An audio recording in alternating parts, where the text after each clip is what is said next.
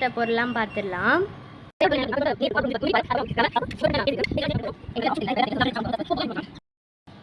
இப்போ வந்து நம்ம கொஞ்சம் நெய் ஆட் பண்ணிக்கலாம். ஸ்டவ் ஆன் பண்ணியாச்சு.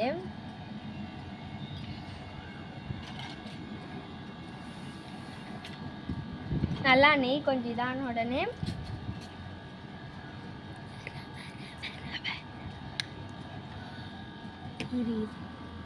இப்போதான் பற்றிக்கிட்டு. ஓகே, இப்போ வந்து நம்ம ரவையை ஆட் பண்ணிக்கலாம். 1 கப் ரவை வந்து ஆட் பண்ணியிருக்கேன்.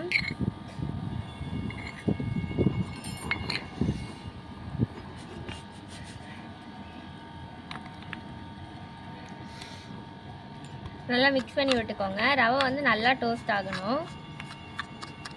நெய் இருக்கனால அங்கங்கே கட்டியாக இருக்கிற மாதிரி உங்களுக்கு ஃபீல் ஆகும், மற்றபடி ஒன்றும் இல்லை.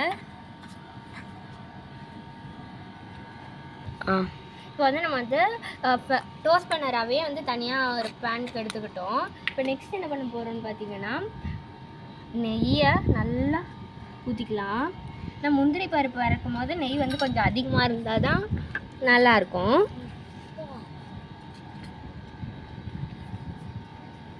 இப்போ பார்த்தீங்கன்னா வந்து நம்ம பாதாமும் அதுக்கப்புறம் திராட்சையும் தான் ஆட் பண்ண போகிறோம். ஸ்டவ் நல்லா தான் எரியுது. அதுக்கு முன்னாடி ஏலக்காவும் கொஞ்சம் ஆட் பண்ணிக்கலாம். அப்படியே போட்டு எல்லாத்தையும் பொரிக்க வேண்டியதான். நான் வந்து ரொம்ப டோஸ்ட் பண்ணலை, லைட்டாக அந்த நெய்யோட நான் வந்து ரொம்ப நல்லா டோஸ்ட் பண்ணணும்லாம் இல்லை, லைட்டாக ப்ரௌனிஷ் வந்தோடனே இதை எடுத்துருவேன். திராட்சை மட்டும் நல்லா புஃப்னு வரணும்னு இருக்குது. இப்போ வந்து நல்லா டோஸ்ட் ஆகிட்டுருக்கு. அந்த கரெக்டான டைமு கொஞ்சம் நல்லா காட்டணும்.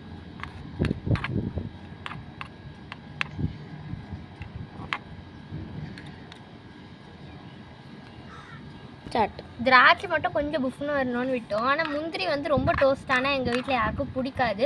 ஸோ அதனால் இந்த மாதிரி மீடியம் இதுலேயே வந்து நம்ம வேறு இதில் இது பண்ணிக்கலாம். ரவை வந்து ஒரு 3 மினிட்ஸ்க்கு வந்து லைட்டாக இது ஃப்ரை ஆகட்டும். ஆல்ரெடி நல்லா டோஸ்ட் பண்ணியிருக்கேன், இருந்தாலும் லைட்டாக வந்து இப்போ வந்து லைட்டாக ஆறி இருக்கும் கரெக்டாக. ஏன்னா வந்து நம்ம இது ஊற்றிருக்கோம், இப்போ தண்ணி ஊற்ற போகிறோம். அளவு எடுத்து தான் வந்து 1 கப் ஆஃப் வாட்டர் எடுத்து அதில் 1/2 கப்பு ஊற்றிக்கிறேன்.